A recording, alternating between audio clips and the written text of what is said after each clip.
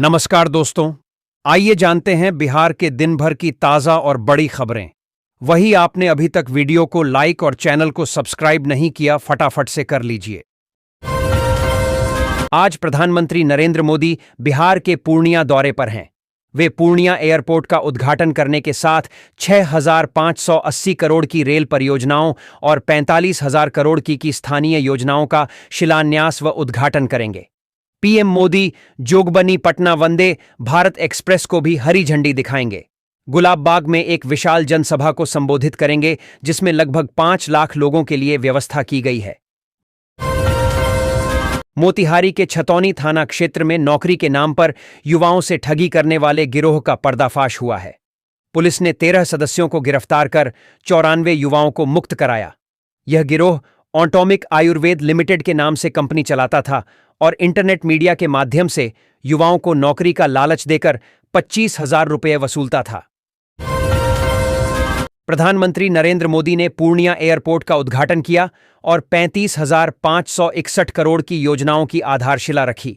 वे एक वंदे भारत और 3 अमृत भारत ट्रेनों को भी रवाना करेंगे। लगभग 4 लाख लोगों की भीड़ अपेक्षित है। सुरक्षा के लिए 5,000 जवान और सीसीटीवी कैमरे लगाए गए हैं। PM Modi warning. PM Narendra Modi ने आज बिहार के पूर्णिया जिले में विपक्ष और घुसपैठियों को खुली चेतावनी दी। उन्होंने कहा, सीमांचल और पूर्वी भारत में घुसपैठियों के कारण डेमोग्राफी के कारण कितना बड़ा संकट खड़ा हो चुका है। बिहार, बंगाल, असम, कई राज्यों के लोग अपनी बहनों बेटियों की सुरक्षा को लेकर चिंतित है। इसलिए भी मैंने डेमोग्रामी मिशन की घोषणा की है। लेकिन वोट बैंक का स्वार्थ देखिए, कांग्रेस, आरजेडी और उसके इकोसिस्टम के लोग घुसपैठियों की वकालत करने में जुटे हैं, उन्हें बचाने में लगे हैं और बेशर्मी के साथ विदेश से आए घुसपैठियों के लिए यह नारे लगा रहे हैं, यात्राएं निकाल रहे हैं। बिहार में मतदाता सूची के विशेष गहन पुनरीक्षण एसआईआर को चुनौती देने वाली याचिकाओं पर सोमवार को सुनवाई हुई। याचिकाकर्ताओं की ओर से मांग की गई है कि 1 अक्टूबर को चुनाव आयोग अंतिम मतदाता सूची प्रकाशित करेगा और ऐसे में अदालत को इससे पहले मामले की सुनवाई कर आदेश जारी करना चाहिए। हालांकि अदालत ने याचिकाकर्ताओं की इस मांग को अस्वीकार करते हुए मामले की अगली सुनवाई 7 अक्टूबर को करने पर हामी भरी। बिहार सरकार ने शिक्षा को आधुनिक बनाने के लिए ऐतिहासिक फैसला लिया है। राज्य के 25,000 मध्य विद्यालयों में 2-2 स्मार्ट क्लासरूम स्थापित किए जाएंगे। इस तरह कुल 50,000 क्लासरूम बच्चों को डिजिटल शिक्षा से जोड़ेंगे। योजना का क्रियान्वयन बिहार शिक्षा परियोजना परिषद के तहत होगा।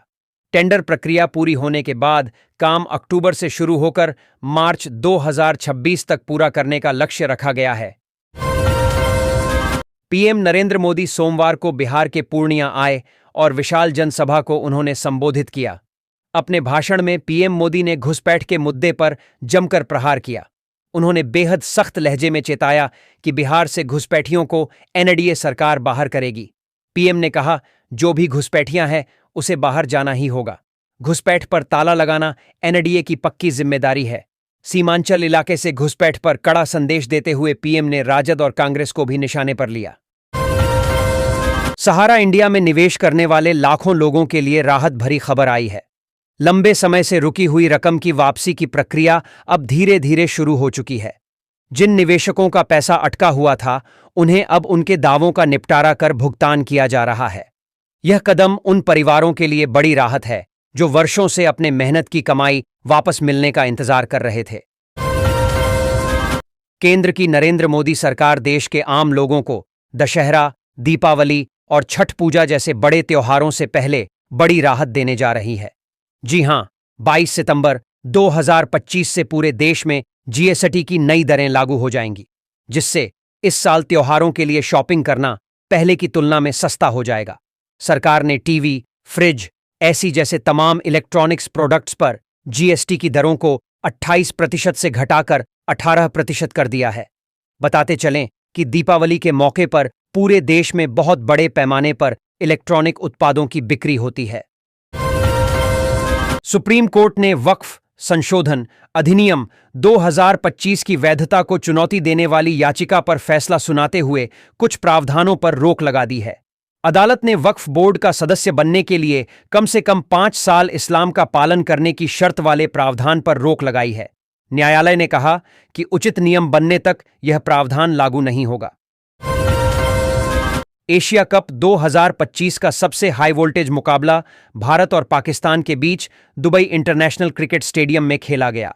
इस मुकाबले में भारतीय टीम ने शानदार खेल दिखाते हुए पाकिस्तान को 7 विकेट से मात दी। यह जीत भारतीय टीम की इस टूर्नामेंट में लगातार दूसरी जीत थी। इस जीत के साथ ही टीम इंडिया ने सुपर 4 का टिकट लगभग पक्का कर लिया है। हालांकि दमदार प्रदर्शन के बावजूद टीम इंडिया को एक बड़ा झटका लगा और टीम को पॉइंट्स टेबल में नुकसान झेलना पड़ा है। मजौलिया में एक सीएसपी से 22,000 रुपये चोरी कर भाग रहे साधु के वेश में 2 बदमाशों को ग्रामीणों ने पकड़कर पुलिस को सौंप दिया। ये बदमाश उत्तर प्रदेश के मेरठ के रहने वाले हैं। उन्होंने पानी पिलाने के बहाने सीएसपी संचालक को बातों में उलझाकर कैश बॉक्स से पैसे उड़ा लिए थे। सुगौली बेतिया रेलखंड पर फाटक बंद होने के कारण वे पकड़े गए। सुपौल जिले के पिपरा विधानसभा क्षेत्र में चुनाव की सुगबुगाहट तेज हो गई है। टिकट के दावेदार खुलकर सामने आ रहे हैं और आरोप प्रत्यारोप का दौर शुरू हो गया है। महागठबंधन और एनडीए दोनों ही गठबंधन जातीय समीकरणों को ध्यान में रखते हुए उम्मीदवार की तलाश में हैं। केवट और यादव जातियों के इर्द गिर्द ही राजनीति घूमती दिख रही है। 1967 में सूर्यगढ़ा से प्रजा सोशलिस्ट पार्टी के भागवत प्रसाद मेहता मात्र 2,500 रुपये में विधायक बने थे। उन्होंने जीप किराया, ईंधन और 4 कार्यालयों पर खर्च किया। मेहता के अनुसार पहले नेता जनसेवा के लिए चुनाव लड़ते थे, पर अब धनोपार्जन के लिए। राजनीति शास्त्र में एमए करने के बाद उन्होंने प्रोफेसर की नौकरी छोड़ चुनाव लड़ा था। बिहार के सारण जिले का अमनौर क्षेत्र में 3 बार चुनाव हुए और तीनों बार एनडीए जीती है। राजीव प्रताप रूडी के क्षेत्र होने से यह सीट दिलचस्प है। इस बार बीजेपी के 2 प्रत्याशी आमने सामने हैं, मंत्री कृष्ण कुमार मंटू और अभिषेक सिंह कुशवाहा। जातिगत समीकरणों के अनुसार यहां यादव, राजपूत और कुशवाहा जाति के लोग अधिक हैं। गया जिले के बाराचट्टी सीट पर चुनावी सरगर्मी तेज है। महागठबंधन एनडीए और लोजपा रामविलास में टिकट के लिए जोर आजमाइश चल रही है। माले और जनसुराज पार्टी भी सक्रिय हैं। जनता विकास, शिक्षा, स्वास्थ्य और रोजगार जैसे मुद्दों पर ठोस काम करने वाले उम्मीदवार को चाहती है। युवा मतदाता जाति से ऊपर उठकर विकास को प्राथमिकता देने की बात कर रहे हैं। बिहार में दरोगा और पुलिस भर्ती को लेकर प्रदर्शन कर रहे कैंडिडेट्स पर लाठीचार्ज किया गया। लाठीचार्ज के दौरान अभ्यर्थी हाथों में तिरंगा लिए थे।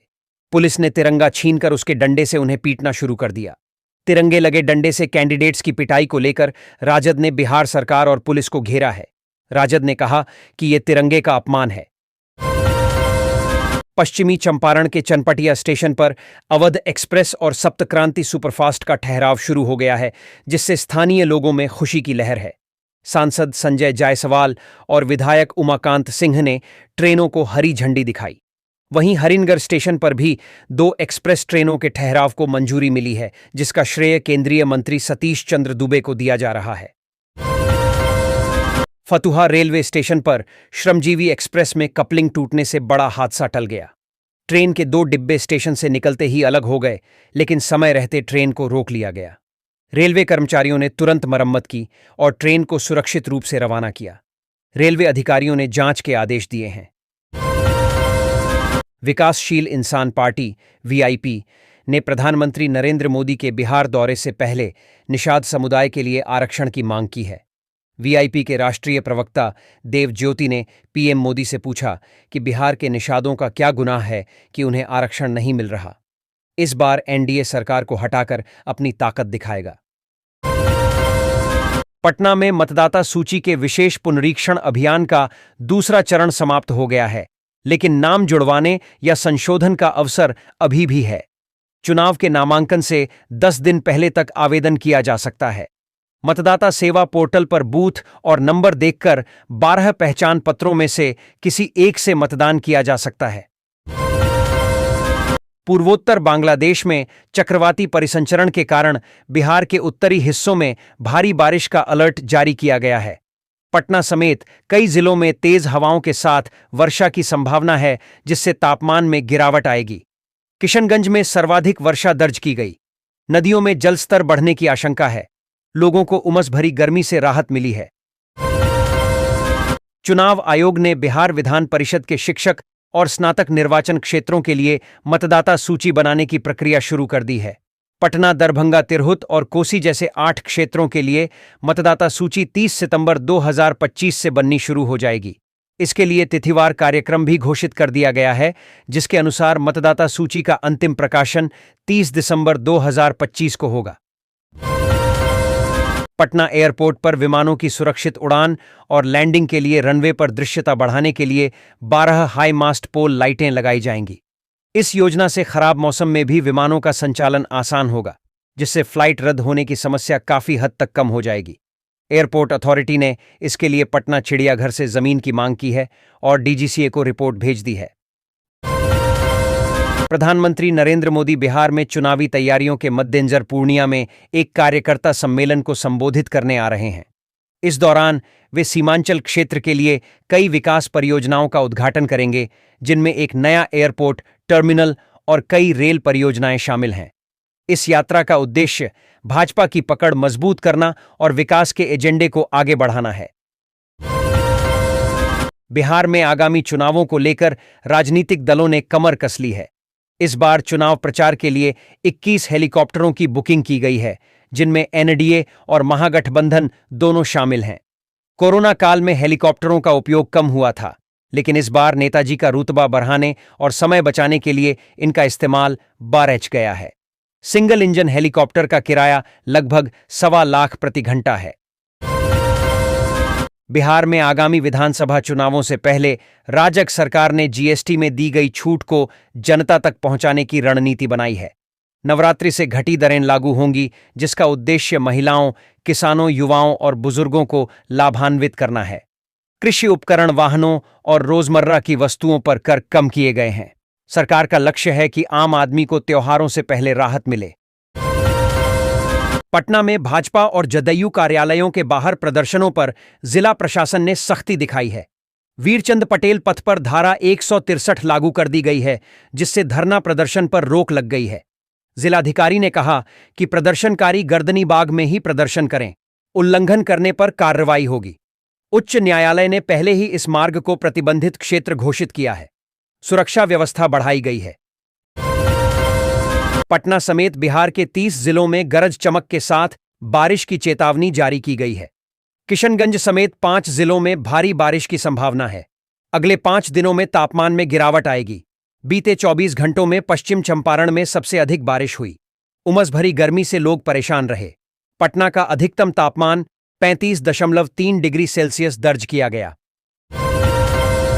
आज प्रधानमंत्री नरेंद्र मोदी बिहार के पूर्णिया दौरे पर हैं। उन्होंने पूर्णिया एयरपोर्ट का उद्घाटन करने के साथ 40,000 करोड़ रुपए की कई विकास परियोजनाओं का उद्घाटन और शिलान्यास किया। पीएम मोदी जोगबनी पटना वंदे भारत एक्सप्रेस को भी हरी झंडी दिखाएंगे। गुलाब बाग में एक विशाल जनसभा को संबोधित करेंगे, जिसमें लगभग 5 लाख लोगों के लिए व्यवस्था की गई है। बिहार सरकार ने 25,000 मध्य विद्यालयों में 50,000 स्मार्ट क्लासरूम बनाने का निर्णय लिया है। बिहार शिक्षा परियोजना परिषद ने टेंडर जारी कर दिया है और अक्टूबर से काम शुरू होगा। भागलपुर जिले के 200 से अधिक स्कूलों को इसका लाभ मिलेगा, जिससे छात्रों को डिजिटल शिक्षा मिलेगी। स्मार्ट क्लासरूम में डिजिटल टीवी और कंप्यूटर सिस्टम जैसे उपकरण होंगे, जिससे शिक्षा की गुणवत्ता में सुधार होगा। भागलपुर अगरपुर कोतवाली सड़क को 2 लेन बनाने के लिए पथ निर्माण निगम ने निविदा जारी की है। 101.56 करोड़ रुपए की लागत से बनने वाली यह सड़क central road and infrastructure fund (CRIF) योजना से बनेगी। दिसंबर में निर्माण शुरू होने की संभावना है, जिससे यात्रा सुगम होगी और आर्थिक विकास को बढ़ावा मिलेगा। पुलिस की आपातकालीन सेवा डायल 112 ड्राइवर की हड़ताल के चलते ठप हो गई है। कॉल सेंटर में आने वाले कॉल का भी जवाब नहीं दिया जा रहा है। पुलिस विभाग की आपात स्थिति में एक कॉल पर घटनास्थल तक पहुंचने वाली गाड़ी अब नहीं पहुंच रही। Dial 112 control and command centre में पार्क कर दी गई है। वहीं मदद मांगने वालों की परेशानी बढ़ गई है। प्रधानमंत्री नरेंद्र मोदी द्वारा बीते दिन सैरांग आनंद विहार राजधानी एक्सप्रेस की शुरुआत किए जाने के बाद भागलपुर भी मिजोरम से जुड़ गया। शनिवार को चली सैनराग आनंद विहार राजधानी एक्सप्रेस रविवार को भागलपुर पहुंची। ट्रेन 19 सितंबर से हर शुक्रवार को सैरांग से नियमित चलेगी और प्रत्येक शनिवार को भागलपुर पहुंचेगी। भागलपुर कॉलेज ऑफ इंजीनियरिंग में बार बार बवाल होने के पीछे यहां के एंटी रैगिंग तंत्र की नाकामी है। बीते दिन मारपीट की घटना के बाद गंभीर रूप से घायल छात्र को सीएनएम अस्पताल में भर्ती कराया गया है। वहीं 2 दिन पूर्व छात्रों के बीच हुई भिड़ंत का मामला फिर ठंडे बस्ते में डाल दिया गया है। आधा दर्जन से अधिक मुकदमे थाने में दर्ज हैं। मंत्री जीवेश कुमार का यूट्यूबर के साथ हुए विवाद ने अब राजनीतिक रूप ले लिया है। नेता प्रतिपक्ष तेजस्वी प्रसाद यादव सोमवार को दरभंगा एयरपोर्ट पहुंचे और वहां से सीधे सिंहवाड़ा थाना के लिए रवाना हुए, जहां उन्होंने राजो पंचायत के रामपट्टी गांव में यूट्यूबर दिलीप कुमार सहनी उर्फ दिवाकर से बात की और फिर पुलिस से आरोपितों पर कार्रवाई की मांग की। श्रीमद् भागवत कथा महाउत्सव के अंतिम दिन श्री श्याम उत्सव परिवार ने दीप जलाकर कार्यक्रम शुरू किया। देवी चित्रलेखा जी ने प्रेम और भक्ति का महत्व बताया। कथा में सुदामा चरित्र और भागवत सार का वर्णन किया गया। राधा कृष्ण की झांकी और फूलों की होली ने भक्तों को आनंदित किया। स्वर्णलता अग्रवाल समेत कई श्रद्धालु उपस्थित थे। बिहार औद्योगिक क्षेत्र विकास प्राधिकरण ने मुजफ्फरपुर के मोतीपुर में एक नई पेपर और पैकेजिंग यूनिट को मंजूरी दी। बरियारपुर में भूमि आवंटित, जिससे रोजगार सृजन और आर्थिक गतिविधियों में तेजी आएगी। बियाड़ा की एमनेस्टी पॉलिसी 2025 से बंद इकाइयों को पुनर्जीवित करने का प्रयास किया जा रहा है। मोतीपुर निवेशकों की पहली पसंद बनता जा रहा है। दरभंगा में नशीले इंजेक्शन के अवैध कारोबार का पर्दाफाश हुआ है। 81 करोड़ 80 लाख रुपए के नशीले इंजेक्शन बेचने के आरोप में एक दवा दुकानदार को गिरफ्तार किया गया है। पूछताछ में एक एमआर का नाम सामने आया है, जिसकी तलाश जारी है। जांच में पता चला कि केटामाइन इंजेक्शन की अवैध खरीद बिक्री की जा रही थी, जिसमें एमआर भी शामिल था। मुजफ्फरपुर में माध्यमिक विद्यालयों की 9वीं और 10वीं कक्षा की अर्धवार्षिक परीक्षा 24 सितंबर से शुरू होगी। बिहार विद्यालय परीक्षा समिति द्वारा आयोजित यह परीक्षा 2 पालियों में होगी, जिसमें छात्रों को प्रश्न पत्र पढ़ने के लिए 15 मिनट का अतिरिक्त समय मिलेगा। परीक्षा 24 से 26 सितंबर के बीच आयोजित की जाएगी, जिसमें विभिन्न विषयों की परीक्षाएं शामिल हैं। प्रश्न पत्र गोपनीय एजेंसी द्वारा वितरित किए गए हैं। बक्सर जिले के लोगों के लिए खुशखबरी है।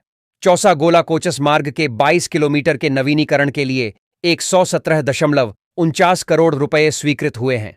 स्टेट हाईवे 17 का हिस्सा इस सड़क के बनने से बक्सर से कोचस और सासाराम की यात्रा सुगम होगी।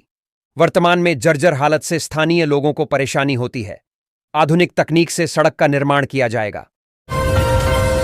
बिहार में मुजफ्फरपुर के भगवानपुर ओवरब्रिज के पास दिल दहला देने वाला हादसा हुआ।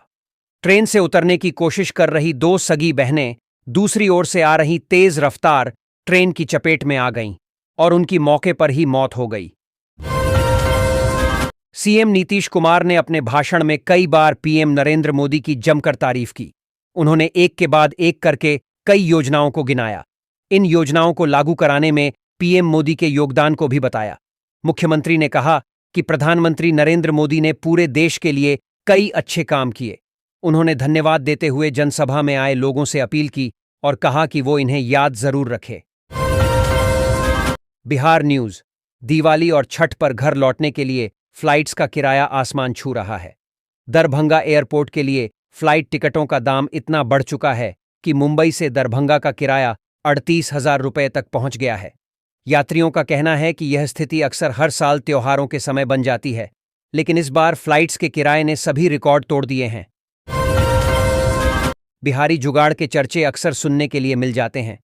इस दुनिया में जहां कभी भी कुछ अनोखा दिखा है तो लोग उसे सोशल मीडिया के जरिए शेयर करना नहीं भूलते। ऐसे में बिहारी जुगाड़ से जुड़ा कई वीडियो सोशल मीडिया पर वायरल हो चुका है। इस बीच एक और video social media account Instagram के जरिए खूब तेजी से वायरल हो रहा है। साथ ही यह वीडियो बिहार का बताया जा रहा है। राष्ट्रीय जनता दल आरजेडी प्रमुख लालू यादव के बड़े बेटे तेज प्रताप यादव कभी वृंदावन पहुंच जाते हैं तो कभी किसी और भगवान के दरबार में नजर आते रहते हैं। कुछ ही दिन पहले अनुष्का यादव को लेकर जब वे विवादों में घिरे तो लालू यादव ने उन्हें पार्टी परिवार से बाहर कर दिया।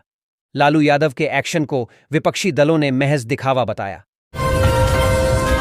बिहार के पथ निर्माण मंत्री नितिन नवीन ने रविवार को 22 करोड़ 36 लाख की लागत से बनने वाली 30 से अधिक सड़कों के चौड़ीकरण और निर्माण कार्य का शिलान्यास किया। इस मौके पर उन्होंने कहा कि बिहार में लोगों के लिए सुगम यातायात और जलजमाव से मुक्ति पर एनडीए सरकार तेजी से काम कर रही है। शहरी और ग्रामीण दोनों क्षेत्रों में काम हो रहा है। पीएम नरेंद्र मोदी सोमवार को बिहार के पूर्णिया आए और विशाल जनसभा को उन्होंने संबोधित किया। अपने भाषण में पीएम मोदी ने घुसपैठ के मुद्दे पर जमकर प्रहार किया। उन्होंने बेहद सख्त लहजे में चेताया कि बिहार से घुसपैठियों को एनडीए सरकार बाहर करेगी। पीएम ने कहा, जो भी घुसपैठियां हैं उसे बाहर जाना ही होगा। घुसपैठ पर ताला लगाना एनडीए की पक्की जिम्मेदारी है। सीमांचल इलाके से घुसपैठ पर कड़ा संदेश देते हुए पीएम ने राजद और कांग्रेस को भी निशाने पर लिया। पटना पुलिस ने पश्चिमी इलाके के 2 प्रमुख इनामी अपराधियों राजू कुमार और रितेश कुमार को महाराष्ट्र के पुणे से गिरफ्तार किया। दोनों अपराधी लंबे समय से फरार चल रहे थे और पुणे में ट्रक ड्राइविंग का काम कर रहे थे। गिरफ्तारी के लिए पुलिस ने विशेष टीम बनाई और टेक्निकल इनपुट के आधार पर कार्रवाई की। पटना सिटी में पुलिस की बड़ी कार्रवाई की है। सिटी के बाड़े गली इलाके में पुलिस ने एक गेस्ट हाउस में भारी मात्रा में हथियार बरामद किए। छापेमारी करने गई पुलिस भी उस वक्त चौंक गई जब उसे गेस्ट हाउस के कमरे में 3 पिस्तौल, 7 मैगजीन और 5 खोखे मिले। बिहार के बेगूसराय जिले में एयरपोर्ट की सुविधा मिलेगी। यहां से व्यावसायिक उड़ान सेवा का लाभ मिलेगा। ये बातें डिप्टी सीएम सम्राट चौधरी ने कहीं। वे भाजयुमो की ओर से कंकौल स्थित प्रेक्षागृह में युवा शंखनाद कार्यक्रम में बोल रहे थे। उन्होंने कहा कि श्रेष्ठ भारत के लिए समृद्ध बिहार बनना जरूरी है। एक बार फिर से बिहार में एनडीए की सरकार बनानी पड़ेगी। उन्होंने कहा कि अमेरिकी राष्ट्रपति 300% टैरिफ भी लगा देंगे तो पीएम मोदी जी ने संदेश दे दिया है कि वे इससे डरने वाले नहीं हैं।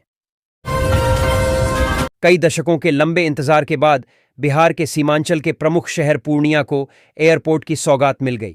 सोमवार को प्रधानमंत्री नरेंद्र मोदी ने सीएम नीतीश कुमार की मौजूदगी में इस नवनिर्मित एयरपोर्ट का उद्घाटन किया। यह बिहार का चौथा ऑपरेशनल एयरपोर्ट है।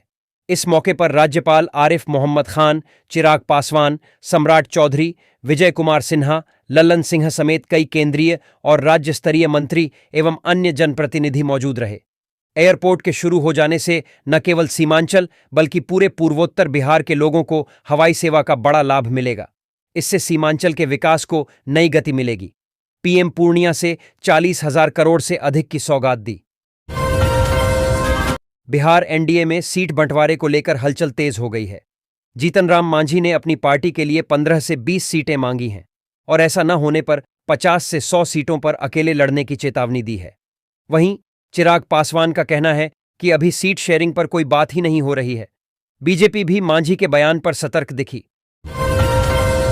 प्रधानमंत्री नरेंद्र मोदी ने सोमवार को पूर्णिया में एयरपोर्ट का उद्घाटन कर दिया। उद्घाटन के दौरान बिहार के मुख्यमंत्री नीतीश कुमार, नागरिक उड्डयन मंत्री केआर नायडू, राज्य के दोनों डिप्टी सीएम सम्राट चौधरी और विजय कुमार सिन्हा भी मौजूद रहे। इसके बाद पीएम मोदी एक खुली जीप पर सवार होकर नीतीश कुमार, सम्राट चौधरी और विजय सिन्हा के साथ सभा स्थल पर पहुंचे। पीएम मोदी ने मंच से लगभग 40,000 करोड़ रुपए की विकास परियोजनाओं का उद्घाटन और शिलान्यास किया। उन्होंने आवास योजना के कुछ लाभार्थियों को घर की चाबी भी सौंपी। नोएडा में विधायक पंकज सिंह ने स्मार्ट मीटर की तेज रीडिंग की शिकायतों पर जांच के आदेश दिए हैं। उन्होंने अधिकारियों को समस्याओं का तत्काल समाधान करने के निर्देश दिए। सेक्टर 105 के फ्लैटों में लिफ्ट और पानी की समस्या पर भी ध्यान दिया गया। विधायक ने नोएडा में स्वच्छता पर जोर दिया और गांवों और सोसाइटियों की समस्याओं के त्वरित समाधान के लिए कहा। जहानाबाद में 2 दिन पहले गायब हुआ 14 वर्षीय किशोर मिला। वह मोकामा के पूर्व विधायक अनंत सिंह से मिलने पटना के बाढ़ स्थित उनके गांव चला गया था। परिजनों ने गुमशुदगी की रिपोर्ट दर्ज कराई थी। पुलिस ने मोबाइल लोकेशन के आधार पर उसे बरामद किया। किशोर अनंत सिंह को अपना आदर्श मानता है और उनसे मिलने की इच्छा से घर से भागा था। कैलाश मानसरोवर से दर्शन करके लौटते वक्त नेपाल चीन बॉर्डर पर स्थित हिल्सा बॉर्डर, नेपाल में अयोध्या जिले के 8 श्रद्धालु फंसे हुए हैं। प्रतिकूल परिस्थितियों की वजह से वे भारत लौटने में असमर्थ हैं। इस स्थिति को देखते हुए गोसाईगंज के विधायक अभय सिंह और समाजवादी पार्टी के सांसद अवधेश प्रसाद ने प्रधानमंत्री नरेंद्र मोदी को पत्र लिखकर तत्काल हस्तक्षेप की मांग की है। बिहार के पूर्णिया में पप्पू यादव ने खीर बांटकर लोगों के साथ अपनी खुशी जाहिर की। पप्पू यादव का कहना था कि पूर्णिया को एयरपोर्ट की सौगात मिलने की खुशी में वह खीर बांट रहे थे, लेकिन सियासत के गलियारों में पप्पू यादव की खुशी के अलग ही मायने निकाले जा रहे हैं। दरअसल पप्पू यादव ने पीएम मोदी से मुलाकात भी की थी और प्रधानमंत्री ने भी हाथ जोड़कर उनका अभिवादन किया था। पप्पू यादव पीएम मोदी से मिलने मंच पर पहुंचे थे और उनकी बात सुनी गई। पीएम ने उनसे पूरे सम्मान के साथ बात की। पीएम मोदी ने बिहार के पूर्णिया जिले में एक विशाल जनसभा को संबोधित किया। मंच पर बिहार के सीएम नीतीश कुमार भी मौजूद थे।